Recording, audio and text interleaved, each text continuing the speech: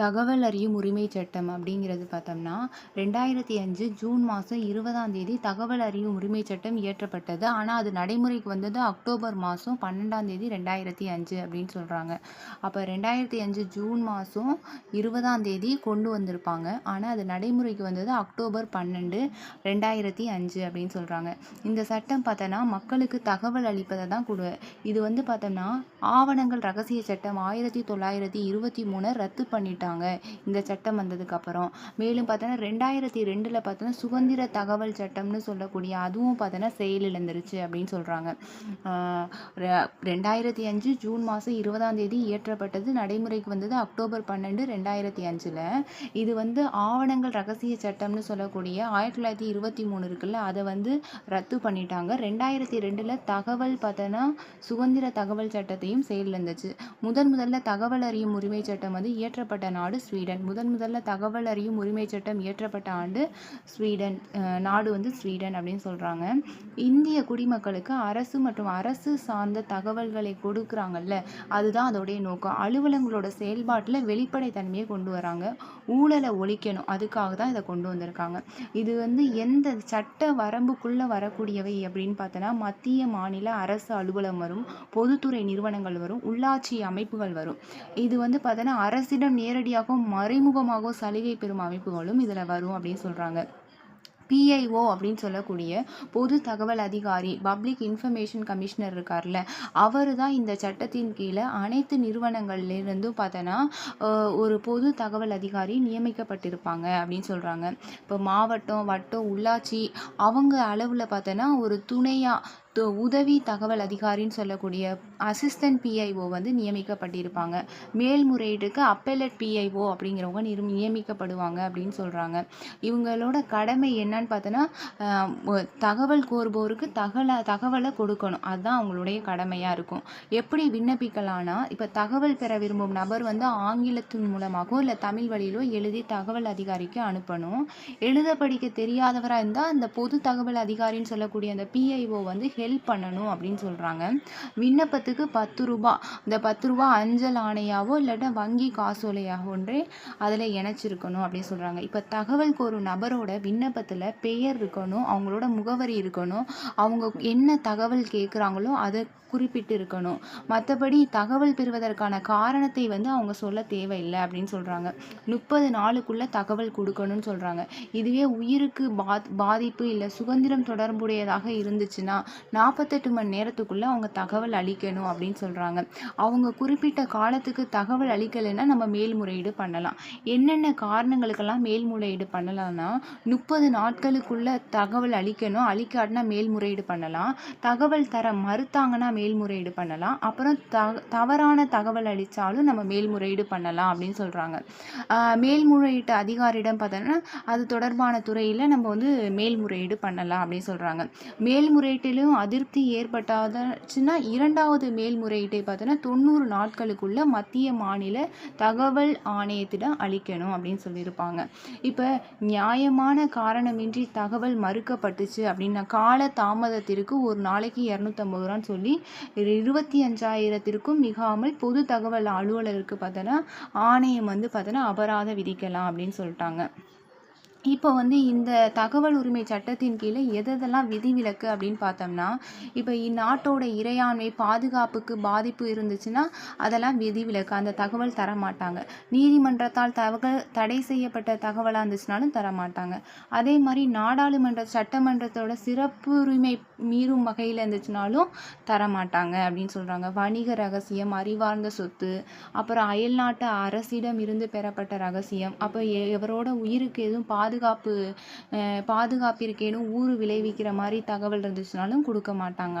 அடுத்து வந்து இப்போ புலனாய்வு, குற்றவாளிகளை கைது செய்தல், நீதிமன்ற வழக்கு தொகுப்பு, இதுக்கெல்லாம் இடையூறு செய்யக்கூடிய தகவலாக இருந்துச்சுனாலும் தரமாட்டாங்க. அமைச்சரவை ஆவணங்கள், தனிநபர் தகவல்களும் இந்த சட்டத்தின் கீழே நம்மளால் வந்து தகவலை பெற முடியாது. அதே மாதிரி மத்திய புலனாய்வு பாதுகாப்பு அமைப்புகள் இந்த சட்டத்தில் வராதுன்னு சொல்கிறாங்க. ரான்னு சொல்லக்கூடிய RAW, அப்புறம் CBI, CRPF, அடுத்து IB, இதெல்லாம் வந்து இந்த தகவல் உரிமை சட்டத்தின் கீழே வந்து நம்ம தகவல் பெற முடியாது. இப்போ தகவல் உரிமை சட்டத்தில் இருக்கக்கூடிய சவால்கள்னால் இப்போ நிறையா பேர் கல்வி இன்மை, அதே மாதிரி இந்த ஆர்டிஐ ஒன்று இருக்குங்கிறதே நிறையா பேத்துக்கு தெரில, விழிப்புணர்வு இல்லாமல் இருக்காங்க. கிராமப்புறங்களில் 36% மக்களுக்கு தான் தெரிஞ்சிருக்கு, நகர்ப்புறங்களில் 38% மக்களுக்கு தான் தெரிஞ்சிருக்கு அப்படின்னு சொல்கிறாங்க. அதே மாதிரி பொதுநலன் இல்லாத பல்வேறு வகையான தகவல்களையும் கேட்குறாங்க அப்படின்னு சொல்கிறாங்க. அதே மாதிரி 45% பொது தகவல் அலுவலர் சொல்கிறாங்கல்ல, பிஐஓ, அவங்களுக்கு எந்த பயிற்சியுமே பெறவில்லை அப்படின்னு சொல்கிறாங்க. நீதித்துறை மற்றும் அரசியல் கட்சிகள் சேர்க்கப்படாத சந்தேகத்தையும் இப்போ நீதித்துறை சம்பந்தமான தகவலாக இருக்கட்டும், இல்லை அரசியல் கட்சிகளோடதெல்லாம் இந்த பிஐஓவில் ஆர்டிஐயில் சேர்க்கலை. ஸோ அப்படி சேர்க்காதனால என்ன ஆகுதுன்னா சந்தேகத்தையும் நம்பிக்கையின்மை ஏற்படுத்துவதாக இருக்குது அப்படின்னு சொல்கிறாங்க.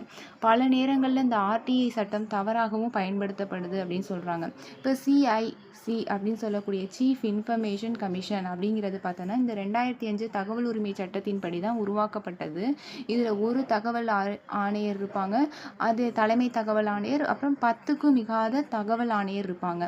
குடியரசுத் தலைவர் தான் நியமிப்பார். 3 மெம்பர் கமிட்டி தான் 3 மெம்பர் சேர்ந்த ஒரு கமிட்டி தான் சூஸ் பண்ணுவாங்க அப்படின்னு சொல்கிறாங்க.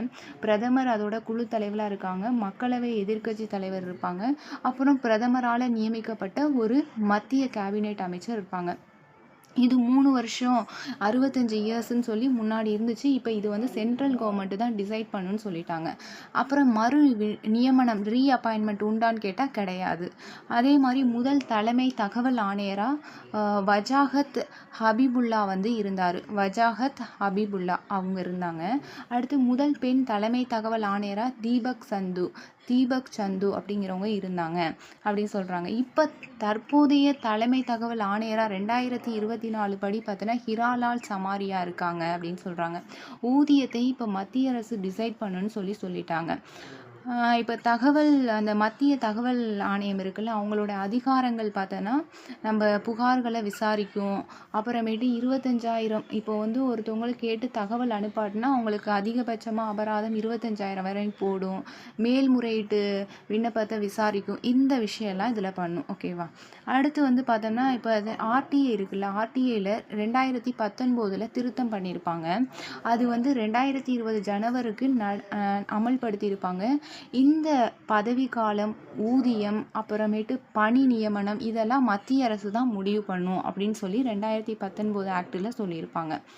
இப்போ ஆர்டிஐ ஆக்ட் 2005க்கும் 2019க்கும் என்ன டிஃப்ரென்ஸ்னால், 2005 பார்த்தோன்னா 5 வருஷம் 65 வருஷம் வரைக்கும் பதவி காலம் இருந்துச்சு. இப்போ என்ன பண்ணாங்கன்னா மத்திய அரசு தான் நிர்ணயிக்கும். இப்போ தற்போது 3 ஆண்டுகளாக நிர்ணயித்து இருக்குது அப்படின்னு சொல்கிறாங்க.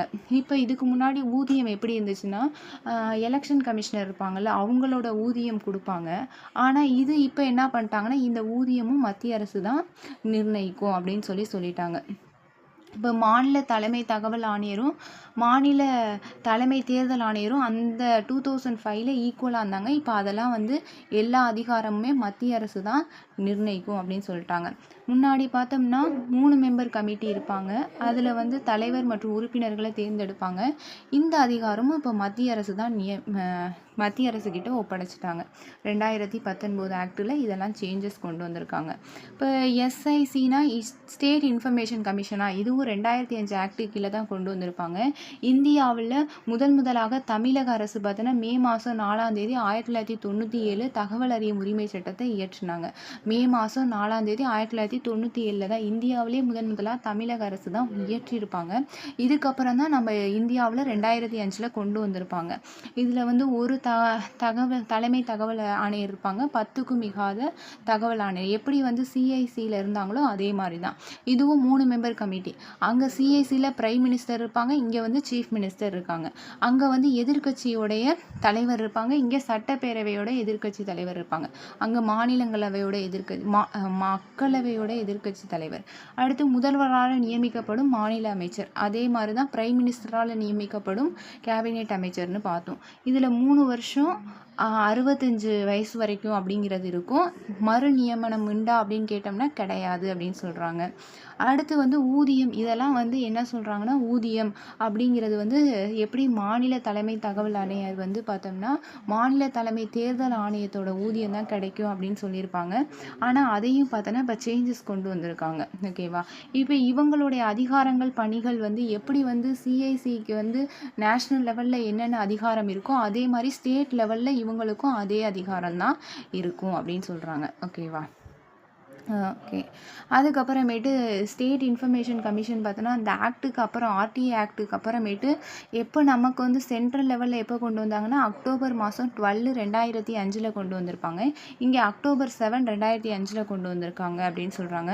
ஒரு தலைமை தகவல் ஆணையர் 2 தகவல் ஆணையர் கொண்டு வந்திருப்பாங்க அப்படின்னு சொல்கிறாங்க. இவங்களோட எண்ணிக்கை 2லேருந்து 6 உயர்ந்திருக்கு 2008 அப்படின்னு சொல்கிறாங்க. இப்போ தற்போதைய மாநில தகவல் ஆணையராக யார் இருக்கான்னா முகமது ஷஹீல் அக்தர் அப்படிங்கிறவங்க இருக்காங்க. தேங்க்யூ.